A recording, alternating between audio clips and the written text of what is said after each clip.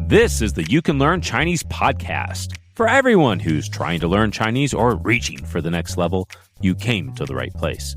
I am your host, Jared Turner, longtime resident of China, co-founder of the Mandarin Companion Graded Reader Series, and I love eBay. I sold my homing pigeon 8 times last month.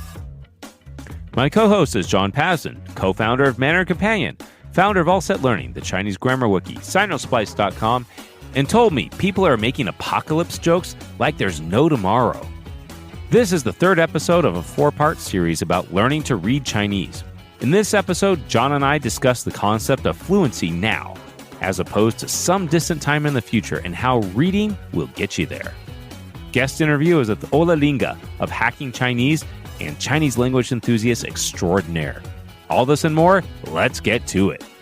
Hey guys, this is Jared Turner coming at you from Utah in the United States. Hey guys, I am John Pasden. I am in Shanghai, China. All right, Johnny, we've got part 3 of our series about learning to read in Chinese. But before we kick into things, we have a few reviews. Okay, so this first review is Apple Podcasts Milalalo from Germany. He or she says, this podcast is all about how to learn Mandarin Chinese, and I love it. John Pasden and Jared Turner are sharing helpful insights, tips and tricks, and the struggle and stories of other learners. Each episode has an interview with Mandarin Chinese learners at different stages and with different approaches. Also, their Mandarin Companion graded readers have been a game changer for me. Keep it up, guys. Awesome. All right, we will, and thanks a lot. Okay, we have another review. It's from Xiaofeng Laoshi. She says, totally awesome podcast. Well worth the time. I'm a high school Chinese teacher and agree with your thoughts and ideas 99.9%. We'll assign this as a listening task for our asynchronous day next week. Looking forward to the rest of the series. Well, thanks so much, Xiaofeng Laoshi. And yeah, John, I did get an email from her, and she was asking for recommendations of podcasts for her students to listen to. And I, of course, since they're high school students here in America, I had to recommend the episode that we talked about how to pass the AP Chinese test and the HSK. Nice. I bet that was riveting listening for those kids. But evidently, she said they're really enjoying it. Cool. Okay, we do have more reviews. This one's from Julesy Bear in Canada. And she says, pretty cool, 3 stars. Glad to have discovered this podcast. It can feel a little bro-y at times. For example, I started listening around episode 38, and I think so far they've interviewed like 10 dudes and 1 woman. I guess not all that surprising, given that the show is run by 2 guys, but does dampen my own connection to the show a bit. Anyway, there's not much else out there like this, and they seem to put a lot of heart into it. Can recommend their Mandarin Companion Series 2. All right, thank you, Julesy Bear. I have to mention, I did convince Jared to cancel his boys-only guest rule, so fortunately, we do have some females now. Yeah, what do you have to say about that, Jared? I had to eat my shorts. No, but really, we are looking for more female guests. We would like to. If you happen to be female and have a great story, reach out to us. I got to say, John, there is someone I'm reaching out to. She's a musician. She's won a Grammy Award. I have a few other guests that I'm trying to get on the show, too. So we'll do what we can. Our last review comes from Dennis Getz. It says, great podcast. I'm slowly working my way up to reading more, but loving your book so far. I think a month ago, I could only handle 1 or 2 sections a day on My Teacher is a Martian, but I was able to read the whole thing through in one sitting this time and look forward to diving into Boy Sherlock and also have some of your level 1 books ready to go after that. There are tons of websites for reading, but I found it's too easy to use all my digital crutches that way, and it's nice having your printed books to really get the reading experience. I also look up stuff multiple times a day on the Grammar Wiki, and I'm slowly making it through all your podcasts too. Those have been very helpful, so thanks for that. Regards, Dennis. Grammar Wiki. All right. Thanks for letting me know. That's always encouraging. Thanks, Dennis. We really appreciate that. All right. So just to remind you, we are doing a series called How to Learn to Read Chinese. The first episode was about pinyin, characters, vocabulary. The second one was about baby steps to real reading. And now we're talking about developing fluency now. Mm-hmm. So we're kind of like in the middle of the series, and where we are basically now is actually a good place for reading graded readers. So the idea is you have some Chinese foundation. You could just like keep pushing forward into harder and harder material, or maybe you could spend a little time and try to become more fluent in the words and the characters you already know now. So, John, before we kick into this, let me tell you about where I first came across that phrase, fluency now. Sounds like some kind of marketing speak. I was reading a research paper about extensive reading, about how people think, I can only be fluent, 10 years later, maybe I can be fluent in the language. And it's talking about extensive reading, saying, no, this can make you fluent now in what you know.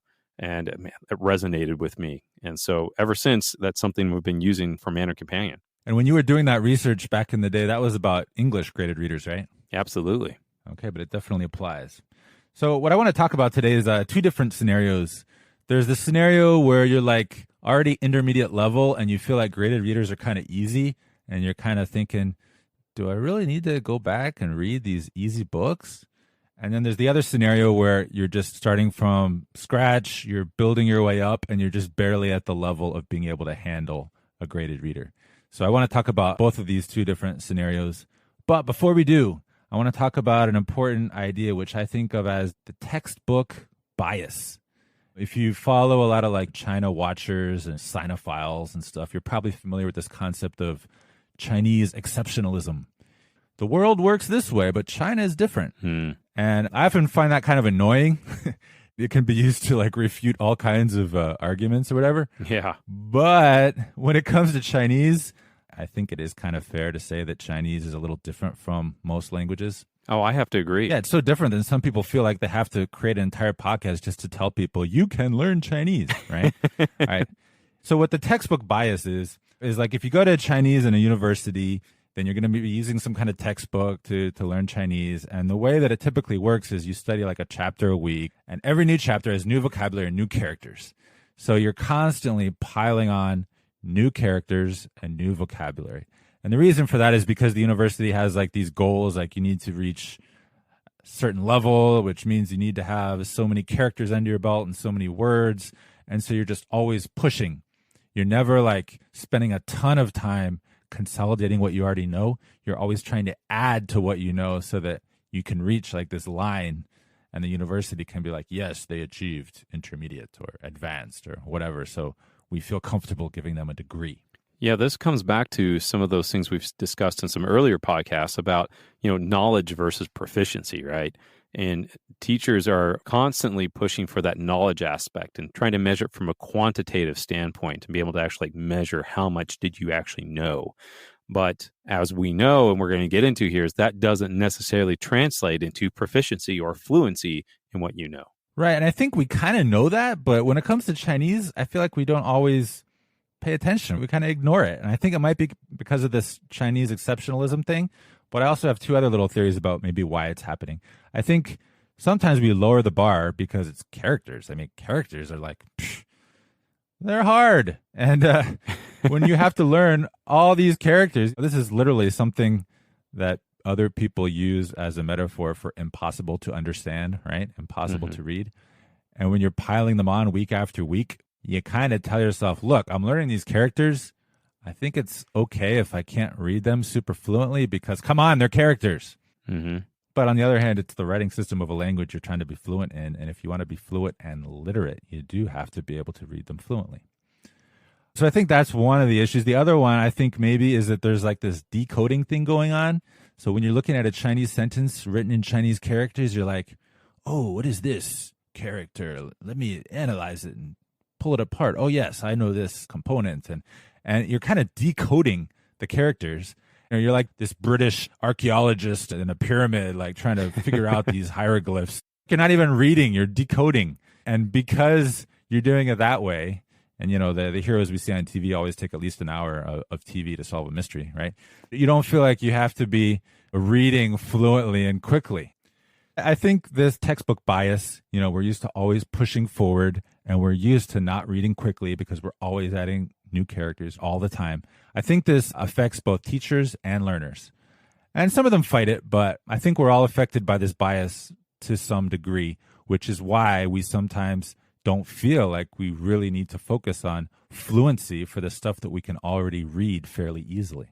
John, if we take a look at this from a different angle about a lot of the ways that we do approach this reading in Chinese or even just knowing words and characters, you wouldn't push this method on kids who are going through grade school if they're learning your native language. I mean, you wouldn't just be like saying, all right, you just need to learn you and it and, history, museum, things like that, and just understand the words individually.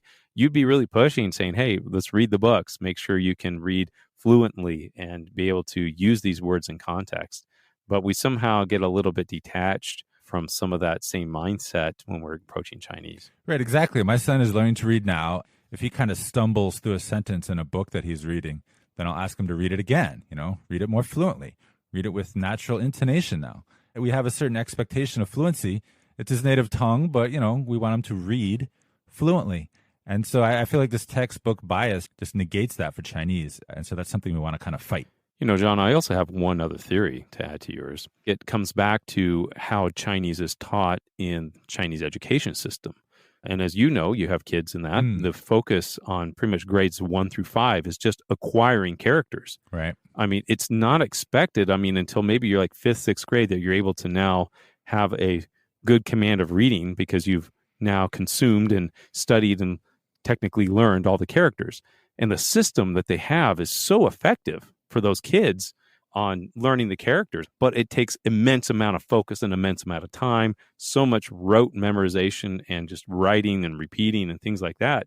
That's kind of some of the mindset that I think that has come over from first language education in Chinese and it's filtered over into the second language education.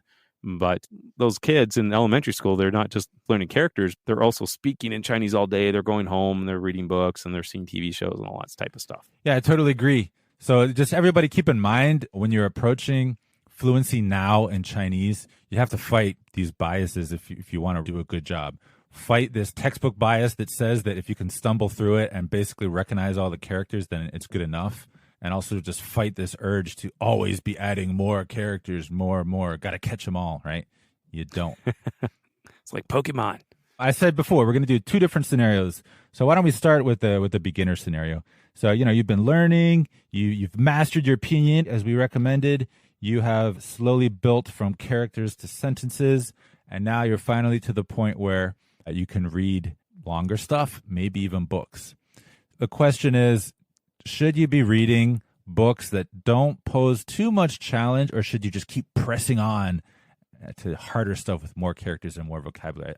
Gee, what would be the answer to that one, John? To get fluent, you're going to have to practice. Absolutely. You're going to want to practice stuff at your level. You're going to want to feel fluent. And to give an example of this, I've seen plenty of people at this level, they know the characters, but when they read a sentence, instead of saying ni, they'll say wo. They'll get the pronouns wrong. And these are such basic characters. Of course they know them. It was just a simple little mistake. But I think it just shows that they just need more practice and they need to feel super familiar with all these characters that are so high frequency and so important for their continued development. This is absolutely critical. And I like to bring back the extensive reading framework into this. When we're reading below 90% comprehension, we call that reading pain. Roughly 90 to 98% comprehension, that's intensive reading. And above 98% to 100% comprehension, we're looking at extensive reading. If you want to really be practicing and reviewing, it's best if you can get at that extensive reading level. It's not always possible because of the materials that you might have available in your current level. But we always recommend that you, when possible, try to get at that high level of comprehension when you're reading. Right. So just to be clear, we're also not saying that when you get up to a level where you can read a page of text, then you have to stop everything and just read graded readers for 2 years. It's not like that. It's just something that should be part of your ongoing education. So maybe you are doing the textbook push and you're struggling through the next new chapter. But if you're also working on graded reader content, which is at your level, then you're going to be consolidating and getting fluent at that level. I have a good story about this, John. Once I was invited to go speak at a middle school, doing a bunch of presentations to the different classes. I had a student who had some sort of doctor's appointment, so he came to school late and he missed it. And the teacher said, "Hey, before you leave, could you go talk to this student and tell me a little bit about what you presented to the rest of the classes?" And he was going to be taking this AP Chinese test next year. And so this is an important time for him to make sure he's going to be prepared and to make sure he's going to be at that proper level. So I pull out a graded reader, one of our level ones, and I said, "Hey, could you read this first page for me?" And so he was able to read it. Now, he knew all the characters, but I'm telling you, John, he was reading that, Li Ye Shuo, Wo Bu Yao Qu Wai Mian. He was reading very halting, a little bit like this. And he had said, oh, I feel good about the test. I feel, I'm going to do just fine on it. I've been studying. I know lots of characters and everything. And after just hearing him read for like 30 seconds, I said, hey, you know a lot. You know all these characters, and that's not going to be the problem. But when you get on that test, you don't have that speed of recognition. What we're talking about is like when you see that character, you can instantly recall it. It's not something that you have to even take a half a second to say out loud. It's just like, 我要去. You know it. You don't have to stop. That speed of recall is really important. And I told this guy, he says, like, you need to really get into reading. And unless you're able to match your proficiency with your knowledge level, I mean, you're going to have a really tough time on the test. You might pass, but you also might not. Yeah, and the crazy thing is that that's kind of normal. So when everyone in your class is in the same boat, you feel like, oh, it's fine. But do you want to be fluent or not? The comparison to like a native speaker of English learning to read is good. If they're actually sounding out the words as they read a sentence, that is not fluent. No. And you know that when you hear it in English. Yep. But when you see someone like piecing together the characters and reading them slowly, right, that's not fluent. I think that's a great analogy, John. I never thought of it that way. And I should put in one other little disclaimer here. Just in case some of you are thinking, man, if I want that kind of recall, how many flashcard reps am I going to have to do? No, we're not talking about flashcard reps. No. We're talking about high frequency characters in graded readers. So just reading a lot. We're talking about ni and wo and shi. Like you need to speed those up. You need to get super fluent in those. Glad you brought this up, John, because someone listening might be saying, well, I don't have all that level of fluency in all the characters I'm encountering. Well, of course you don't, because some of them are new and some of them are still kind of loose in your understanding and they're not really solidified yet. But those core characters, those high frequency characters that you see all the time, you should be able to read those quickly and fluently. And maybe you take a little longer on that new character. No, it takes a second to recall this, one you just studied. Yeah, that's okay. That's normal, right? Right. And when we talk about fluency, you really got to discard the flashcards because fluency is about moving quickly from one character to another. Flashcards, even if you're doing words or even if you're doing sentences, they're very small chunks without context. There's no substitute for practicing reading long form texts. You just got to do it. And that's what's going to build your fluency. So just forget about flashcards when we're talking about this. Oh, and John, beyond this, we're talking about, making sure that you're really solidifying and having that instant recall in these high frequency characters. There is another layer of complexity in Chinese that oftentimes doesn't really get discussed or talked about. And that is parsing the language. And this is a whole nother skill, which makes Chinese even that more difficult to be able to read fluently. Another case for Chinese exceptionalism, huh? And there you go. But all of you guys who are trying to learn to read or have reading, that obviously there's no spaces in between words in Chinese. Obviously we have punctuation and such, but everything's just all together. So that concept of being able to parse that language, be able to instantly recognize what is a word, recognize them as separate chunks of language, so to speak, is a whole nother skill that takes time to develop. And this is another important thing that we're talking about. Why, hey, don't stick around with doing all these flashcards all the time because you won't learn to be able to parse well without really seeing them in context and seeing those sentences and having that exposure to the language over and over again. Yeah, so if you're doing sentences in your flashcards, you will learn to parse those sentences, but that's not enough. You need to see lots of new sentences. That's what extensive reading is going to let you do. Absolutely. It's something that people usually don't talk about, and teachers frequently don't think about it. But that's something that's very important for you a skill to develop. And that's also one reason why new readers sometimes can also get very tired reading Chinese because it's like, it's creating a lot of strain on your brain. Like, what's the pronunciation? What's the tone? What's the meaning? And what's a word, right? How is this all split up in my head? And so it just adds one more layer of complexity. Oh, Chinese. So classic. That's why we love you. Stop it, Chinese. All right, so we just mentioned the first of two scenarios, the one where you're building your way up and you're considering whether or not to spend more time on this lower level graded reader material. And of course, your answer is yes, you are going to do that because you want to build fluency now. But there's a lot of other people who, they went through maybe the typical textbook formal education. They've made it to like a intermediate HSK3, HSK4, whatever level. and they're realizing that they're not that good at reading, and they never read that much when they were at a lower level. And they're starting to think, maybe there's something to this extensive reading thing. Maybe I should read more at a lower level, even though my textbook bias says I need to be constantly building the characters and the vocabulary. So this next part, we're going to talk to you guys, the ones who are thinking about maybe reading at something that you feel is below your level.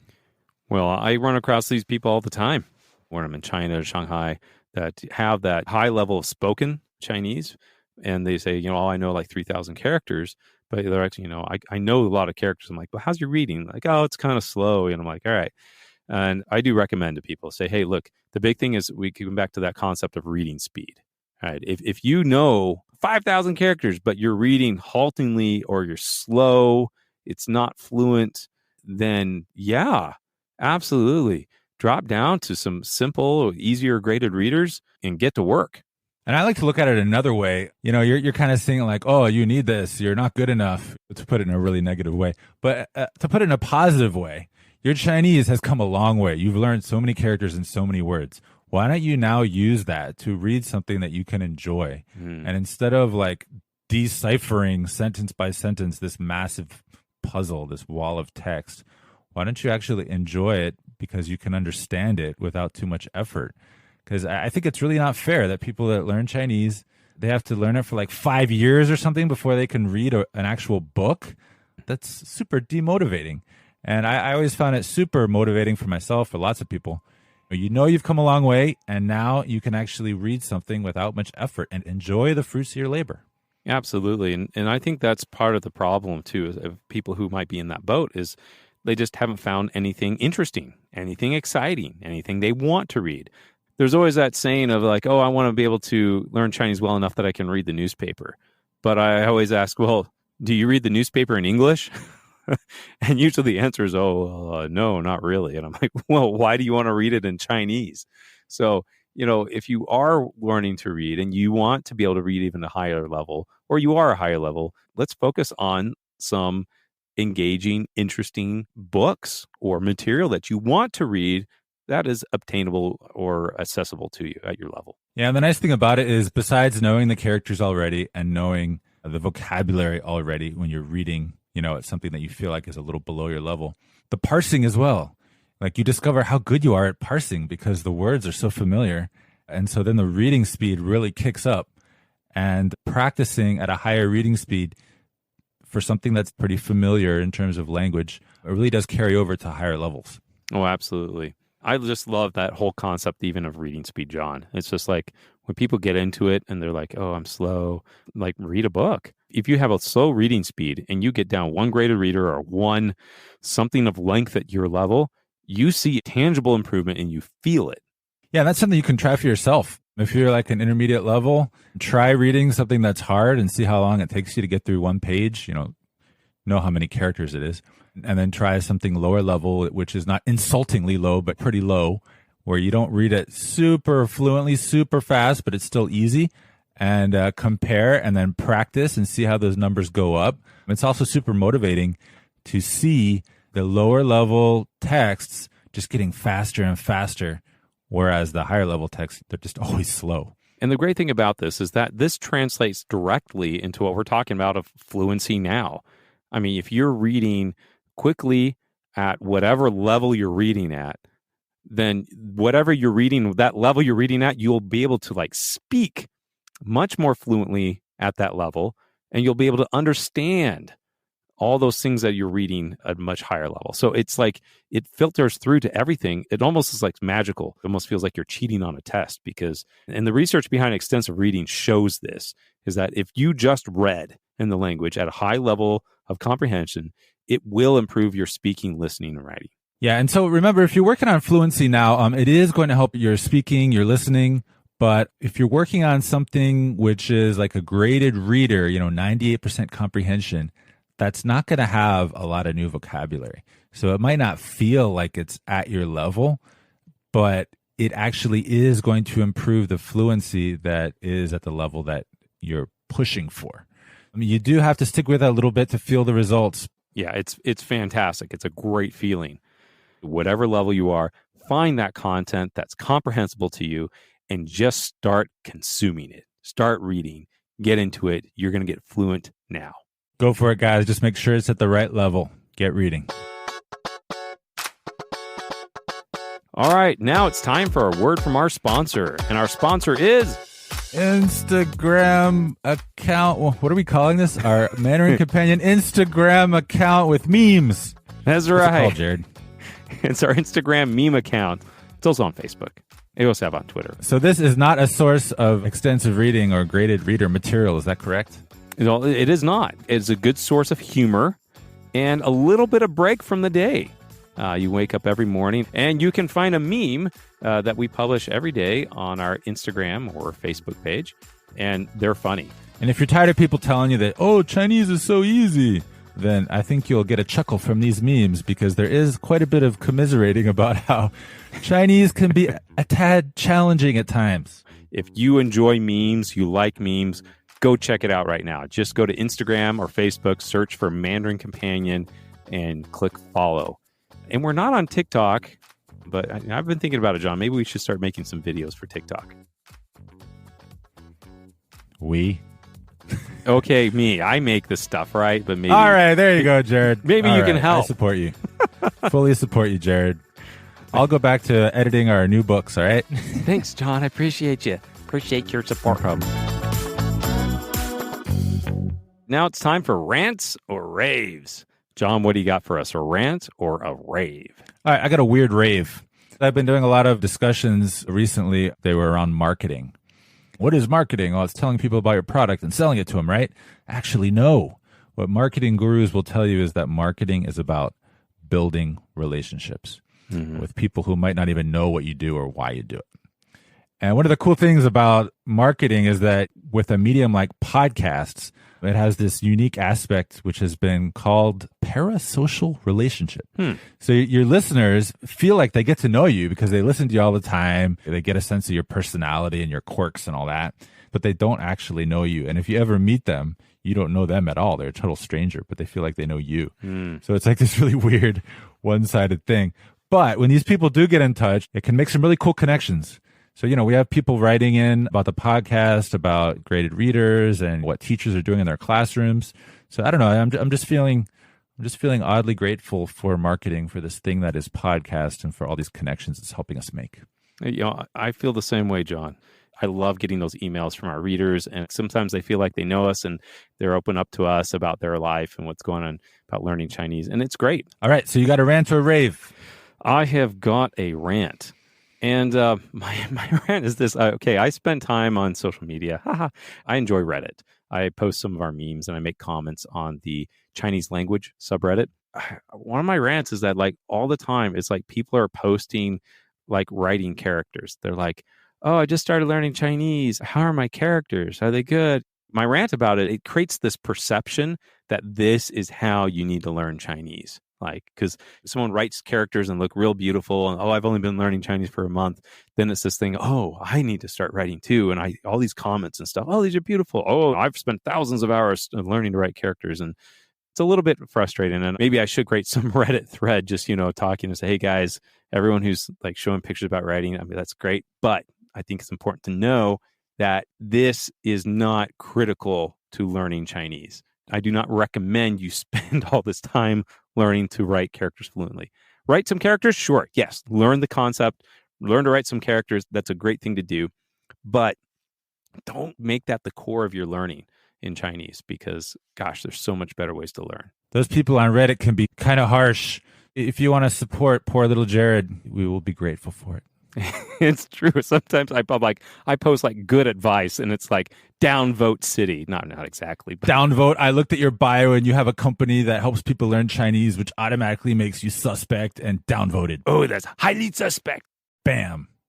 Okay, John, guess who we got for our interview today? You ranted about him last episode. Does he also pronounce his name for us? He does. And I'll continue to say it wrong. You don't want to miss that. Yeah, just like you say Sinosplice instead of Sinosplice. That's Jared's thing. I'm getting better. All right, let's do this interview. I'm getting better. So my name is Olle Linge. That's how I pronounce it. Although everybody gets it wrong, so I've always pronounced his name wrong, and as of today, I've only become marginally better. I'm in Stockholm, Sweden. I'm probably most well known for hacking Chinese. We've been trying to get Olle on the podcast for a while, and after listening to his interview, I'm sure you'll know why. Stay with us.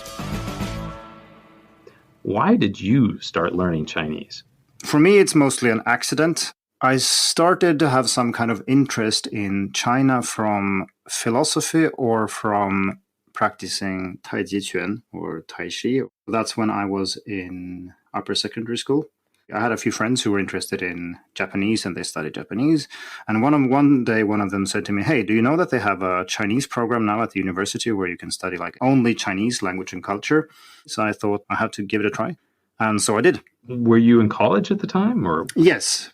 And then my teacher said, "Hey, there's a scholarship here. Maybe someone wants to apply." I mean, I cannot turn down a scholarship to study abroad for a year where basically everything is paid. I went to Taiwan for a year. I stayed another year. I went back to Sweden to finish my teacher's degree. And Chinese, you never feel it's enough. So I went back to Taiwan for 2 years and a master's program in teaching Chinese as a second language. Well, I want to hear a few more details about this because, all right, you gave me a great travel log, boring. But what really happened in there, right? You said, hey, let's go to Taiwan. What was it like? No, it was a big change for me. I had been traveling a bit, but not much on my own, and certainly not to Asia. And I hadn't even moved outside of the city. I'm a kind of introverted person. I'm not uncomfortable talking to people. It's just that I don't really derive much pleasure from randomly chatting with people I don't know. How long have you been studying before you went to Taiwan? About a year. Okay, but that's university level, right? And we kind of know that can have mixed results, right? Yeah, so it was a pretty good program. It's also a program that I do teach in right now, so I'm a bit biased maybe. But it's good in the sense that it is quite practical, and people tend to, nowadays at least, speak fairly well when they've studied their first year. And they're not doing lots of other things. We're not talking about like an extra thing here. We're talking about people studying almost full time for a year. But it's still formal education, and formal education in Sweden and everywhere else essentially is pretty much geared towards theoretical things. They say that speaking is important, but when it comes to the exams, it's still, written exams. So you can have a pretty good theoretical understanding of a language and get really good grades, but you might not necessarily be able to use all that. And that's a pity because most people don't really do much more than that. So you have this theoretical knowledge and you don't have any opportunity to really turn it into actual proficiency. Fortunately, I actually went to Taiwan and was able to convert all this knowledge because obviously you learn a lot of things. I knew lots of words, I knew grammar, I knew characters. But, I hadn't had this mass exposure and being forced to talk about things I couldn't talk about. So I hadn't really activated any of that back then. But once I arrived, it went pretty fast. So I remember arriving and struggling to tell a friend that I live like in that building behind there or behind that building over there, and found that hard to kind of come up with. Now, I know, all the words, no problem. So it wasn't like I cannot say this. It's just that it took me like 20 seconds to come up with a sentence. And then it takes just a few months, and then you can kind of speak with people. And I think that's hard to do if you don't have any kind of vocabulary with you when you go. So this is a good perspective I think you could offer, right? Because you're involved in teacher training, essentially. And there's a lot of people listening who are going through, could be, different schooling programs or education programs. What kind of advice would you give to someone saying, hey, they can't change the curriculum? What did you do, and what would you tell people to do, say, hey, to get the most out of what you're learning in the classroom? There are many answers here, but I should point out that when I did this, I did not know what I was supposed to do. So I did not do the right things. So tell me what not to do. Yeah, so the first thing is that you shouldn't trust your curriculum. Many people just go to a school and they think that, okay, if I just do what the teacher and the textbook and the curriculum, what they tell me, I will reach my goals and everybody will live happily ever after. But it's not like that. No curriculum is perfect, and most of them are actually quite bad, depending on what your goal is. Like I said, most formal education is geared towards written proficiency, for example. I think we had one oral exam in the first year. We spoke Chinese during lessons. We did that. So I'm not saying we only focused on written Chinese. That wasn't the case. But there are so many things that are left out. And if you think that your teacher is going to spoon feed you everything you need, you will be disappointed. And at some point you will realize, hey, maybe I should have done this much, much earlier. Why didn't anybody tell me? And I can bring up 2 examples here. One is pronunciation. If you're in a serious program, people spend a week teaching you pinyin, teaching you tones, and they never touch it again. Mm-hmm. If you're lucky, someone might correct you occasionally, but I've worked with helping students fix their pronunciation a long time. And there are so many people who have studied Chinese for years, and they still have very, very basic problems with tones, for example. And usually it's just that they have no clue. They don't know. They don't know that the third tone is a low tone because no one told them and no one corrected them. And I know this because no one corrected me. I had a problem with the third tone for the first 2 years, and it took about 1.5 years before someone even mentioned it. And of course, I can be, grumpy and say, hey, why didn't anybody tell me about this? Arr, arr. And that's true in a sense. Like, you should be able to count on your teachers to point out glaring problems with your pronunciation. But that's not the way it is. And I'm the one learning the language. So if I end up with bad pronunciation, sure, I can blame other people, but that's not very helpful. And I can't tell, like you asked me, what the recommendation is for people who are enrolled in programs. And it's not to blame your teachers. The lesson to be learned here is that you're the one learning the language, you take responsibility, and you make sure that you're learning the things that are important to you. And sometimes this aligns very well with the curriculum. It could be that it's maybe 90% of the things you want are in the curriculum. Maybe it's 10%. And this is kind of the first advice then. So take a look at your curriculum, and also not just the theoretical curriculum, what it says that the teacher should do, but also what is actually done in class. Mm-hmm. And then you figure, okay, so what are the things I should be able to do, or that I hear many people recommend that I do, but that is not in my curriculum? And how do I go about making sure that I learn these things? Well, I really like that. So there's some good things, what not to do, right? Okay, don't just take everything at face value, I guess, is, maybe don't trust everything that you're seeing, and maybe take some responsibility and look into it for yourself. What are some other mistakes and then best practices that you've come across? Another common problem is lack of real, actual communication in the language. And when I say real communication, I refer to what's known as some kind of information gap in task-based, say, language teaching.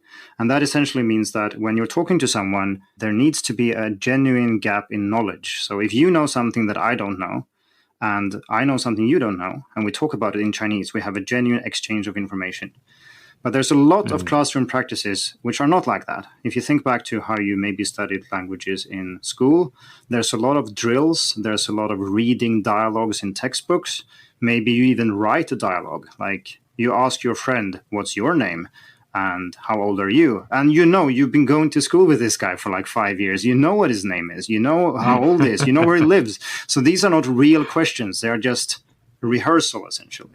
They're contrived. Yes, exactly. I mean, obviously, this is, if you live in a Chinese-speaking environment, this kind of happens automatically, because when you're outside and things happen, you need to communicate with people. I mean, you need to find the milk at the store if you're going to buy it. And if you can't ask for it and you can't find it, you don't get any milk, right?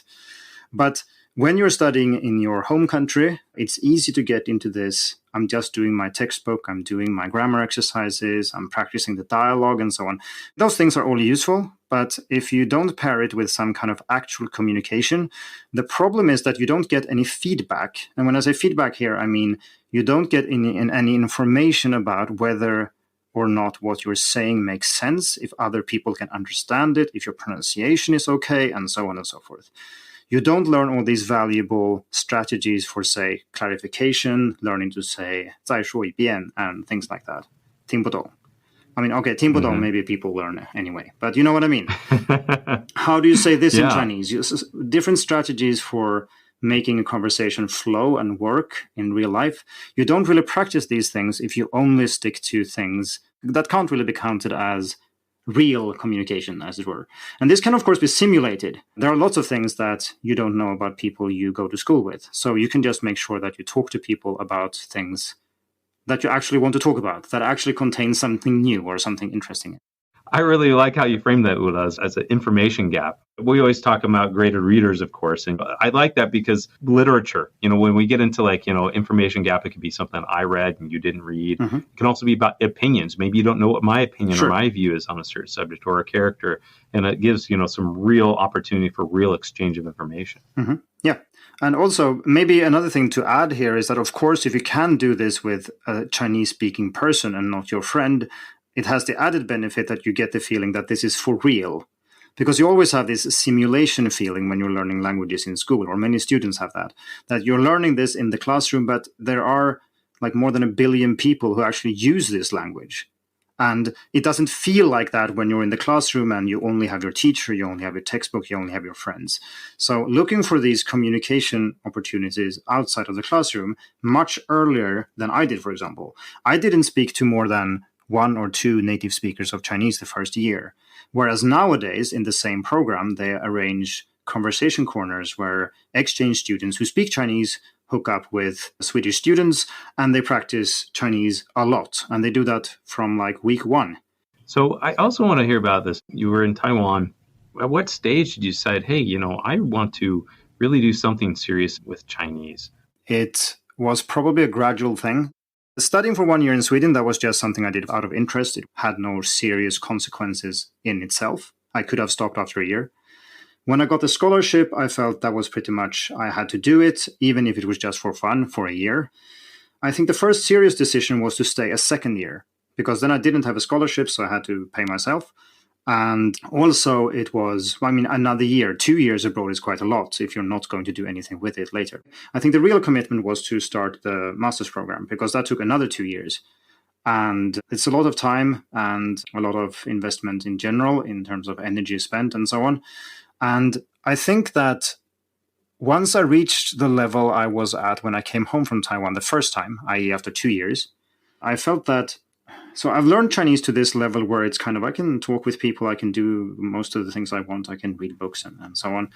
But what now? Like, what do you do with that? And for some people, if you're in business or if you're in some other trade, whatever it is, you can probably combine Chinese in some way. You might be able to find a Chinese company that works where you live or, something like that. And you can find some angle where Chinese can become useful, even if you just have a little bit of it. But if you only have Chinese, that doesn't work. You need to find some other line of business to combine it with, I would say. And so that's why I decided to, okay, well, let's go all in then, keep going. And of course, basically the only options, you can teach, like I said, you can maybe do translation, interpretation. I've done a limited amount of translation. It's not really what I want to do. So teaching for me is the perfect thing because it's not something I do as a kind of last resort, like I couldn't find anything else, so I'm teaching. I chose teaching before I chose Chinese. So during your experience of just like learning Chinese, I want to hear a little bit about, some of those breakthrough moments in learning Chinese. After I lived in Taiwan for must have been 3 months. So my parents came to visit. I remember then clearly, of course, coming to Taiwan and not really being able to say much. But then we traveled around the island and then I had to speak with all people. I had to call the taxi. I had to check the timetables. I had to book trains. I had to do all these things. No one spoke any English. And that was maybe a moment where I felt that, okay, I can kind of handle myself. It kind of works. I know that you started hacking Chinese. That's, I think, how we first ever gotten in touch. But hacking Chinese, you've written a lot of articles about learning Chinese. And I wanted to know, what are some real more common, questions that you have found through your experience that learners have about learning Chinese? And maybe what are some of those more common misconceptions of even about the language? I founded Hacking Chinese in 2010, so after getting back from Taiwan. And I've written since then, so we're talking about roughly 400 articles that are actual content. And of course, I do get a lot of questions, but then there are some misconceptions about the language. Like there are a couple of things that people get wrong that have pretty serious consequences. Yes, it's not like people are getting injured or anything, but it does have some consequences for people. Life or death. So I would say there are 2 things. One is about characters and one is about pronunciation. So the character bit is that it's amazing how little people talk about phonetic components or the role of sound in Chinese characters. And it took me years before I really understood what was going on. And for those of you who maybe might have not studied Chinese for so long, basically all characters you learn after the beginner stages are composed of one part that gives the sound and one part that gives the meaning. And the normal way that people learn characters is that they think that everything is meaning. So if you learn the character for, say, mother, ma, it has a woman radical, and you have another component, which is horse, right? And people, you think, okay, horse, woman, mother makes sense. It doesn't, but that's No, what, it doesn't. and people just... Your mom's a horse. Yeah, and people, do the ancient Chinese. But then when you list them, and you can do this with students, you just list characters that they have learned. Like you take ma, mama the ma, you take hao ma the ma, you take horse ma as well, and you take maybe ma, the question particle, maybe ma and ma or something. Mm-hmm. And then you tell them, okay, so what do these have in common? And they say, yeah, okay, they have ma in them, yes. Yeah. What else do they have in common? Okay, they're kind of pronounced the same way. Okay, why do you think this is the case? And of course, they look that way because how they are pronounced. They do not look like that because the concept of horse is related to any of these other concepts. It's not, right? It's amazing how that some people can study Chinese for quite long without realizing this. And that includes myself. And then when you look back at these series and you see, like, how can you not notice that this is a sound thing? So that would be the character thing that I think is the misconception. Either people think that Chinese characters are pictures, and some kind of extension of that is, if it's not pictures, at least it's, combinations of meanings that once were pictures. That's not how Chinese works. And if you have that, you will miss so much, and it will be so much harder than it needs to be. And things will be very confusing as well. So what you're kind of saying is that a lot of learners, they may not understand the different components, which we say components, some people will use the word radicals, which is actually not entirely correct, but the different components, and maybe not understand the different meanings of different components and also sounds that different components can give. Yeah, exactly. So people, they understand that there are components, but they only think of them in terms of what they mean, not of how they are pronounced, so that they are not carrying the function of the components, as it were. That doesn't hold up every time, right? But, it's definitely a great indication, right? If you come across some characters, and it can give you that hint, oh, yeah, that's how you say it. Yeah, and sometimes when you write characters, the only reason I know how to write it is because I know it's probably this or this phonetic component. And if you have a binary choice between A or B, I mean, I'm not saying you're guessing, but it's easier to remember if it's this or this than anything whatsoever, because it could have been anything whatsoever if it wasn't for the sound.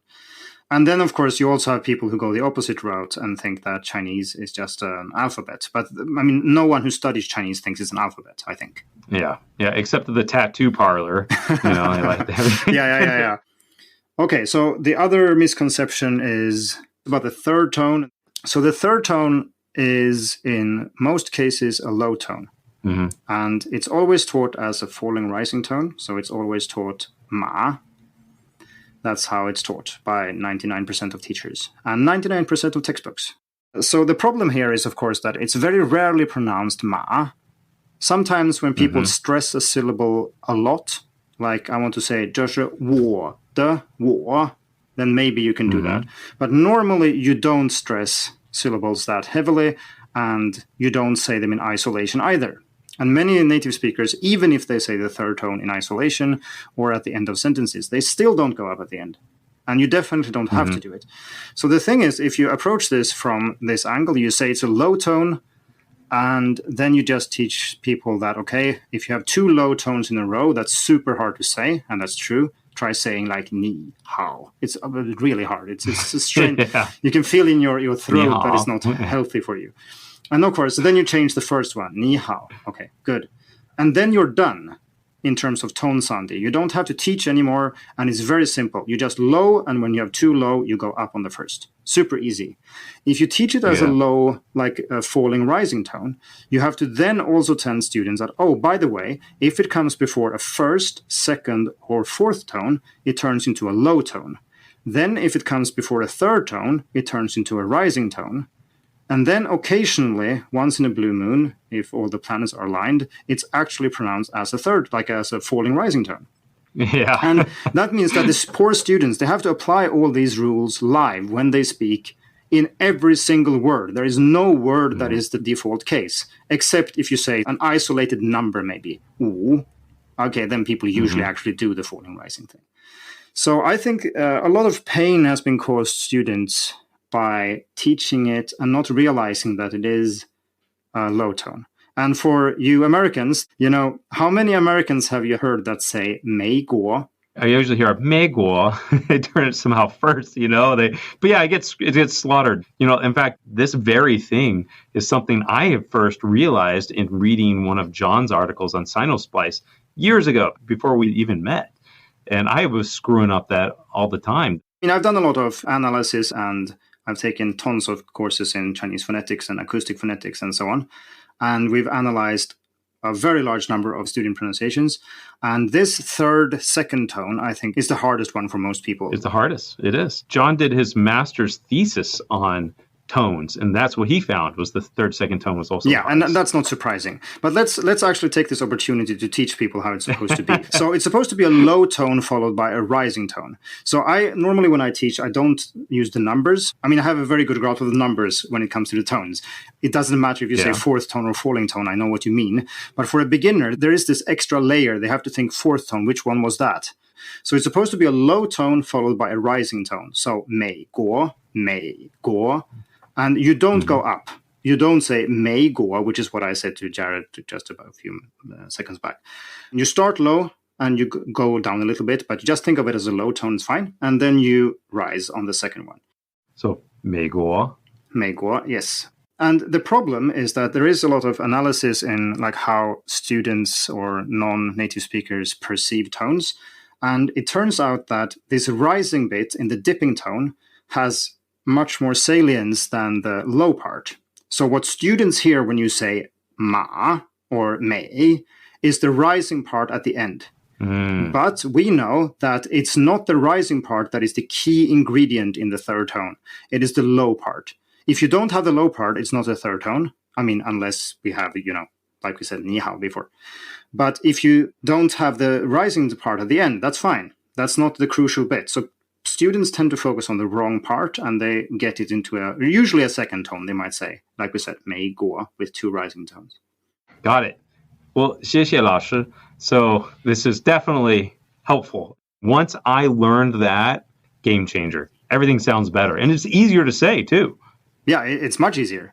All right, so Olle, I'd like to hear from you. Is there anything specifically about reading? Because you say you've learned to read books and everything, but some mistakes or some advice you'd give to learners about learning to read in Chinese? Yeah, actually, there's one thing that I could say that is a good way to promote your Mandarin Companion Graded Reader series, actually. That's a great series, I've heard. You should maybe read it someday. So anyway, when I started learning Chinese, I did you've heard people do this. They just pick random text and they start reading it. Newspaper article or some book you find or something. And what I see many people do, and that I did too, is that you read a few texts and you spend an awful lot of time per book or whatever it is you're reading. So you spend these 50 hours reading 2 pages in a very hard book. Whereas you could have spent all those 50 hours reading 10 different books that covers, 50,000 characters. And of course, not 50,000 unique characters. You're just reading more and more of things that you can actually make sense of. And because it's so easy for you compared to reading, say, a newspaper article or something like that. You think, why not? I can do it, one word at a time. And the answer is no, you can't. Yes, you can, but it takes 100 times longer than it takes to read a graded reader. And you learn 100th as much. Yeah. And I will give an example, and that is children's books. And most people who try that know that it's a bad idea, at least afterwards. I have some data here because I bought a book that had characters the size of my thumb in them. You look at it, and this was when I studied Chinese for a year. Easy, right? It just must be so easy, right? So I added all these words into Anki, and I actually pulled them out, maybe 5 years later just for fun. And I said, oh, wait a second. Oh, here are all these words. And the funny thing is that most of these words I still have not seen used in other situations. Wow. And some of them are just outright formal. It's like you have this completely different mindset where children's literature is about educating kids and not about enjoyable reading, right? Well, I want to hear now, if you could go back and you could do it all over again, what one big thing would you have changed? I would have encouraged myself to communicate with native speakers earlier not because you have to do that, but because it offers you valuable feedback in terms of pronunciation. Does what I say here make sense? Do people understand me? Do I understand others? The reason why this type of feedback is useful, it's not like, okay, I realize I did something wrong, I can fix it. That's also very good. But I think the most important thing with getting this kind of feedback from real people is that it can guide your studying in general. Like you realize, okay, I'm not very good at listening, or I have a problem with writing, or I'm not very good at this type of vocabulary or something. And this then can guide your studying and also motivate your studying, because then you have a very natural reason for spending all these hours we're talking about here. So it gives you both information about what to do, but it also gives you motivation for doing these things, because you're doing it for like a real world reason, not because it's written in some curriculum or something. That underscores a theme that I have seen in all interviews that I've done for this podcast. And it's simply that everyone has to have their own reason for learning, their own motivation. And some people, it might be passing that test and getting a grade, but other people, maybe it's that, hey, I want to communicate, or I need this for my job. There's all sorts of reasons, but you got to have one. Yeah, and also you can actively try to find one. Yeah. I think you kind of have to have some kind of larger purpose for learning Chinese. It's hard to maintain a kind of, it's kind of interesting, I like doing this for a very long time. And I think most people who have reached an advanced level have found some motivation that really works for them. If you're struggling against yourself to actually get yourself to do this, it's not going to work out. You might be able to do that for a limited amount of time, but in the long run, you need some stronger motivation to keep going. Absolutely. I think it's worthwhile to also point out that it's okay in the beginning if you have no clue. I started learning Chinese with no motivation to do anything with it, and then gradually, of course, along the way, you discover why it is you want to do this thing. Otherwise, you quit, probably.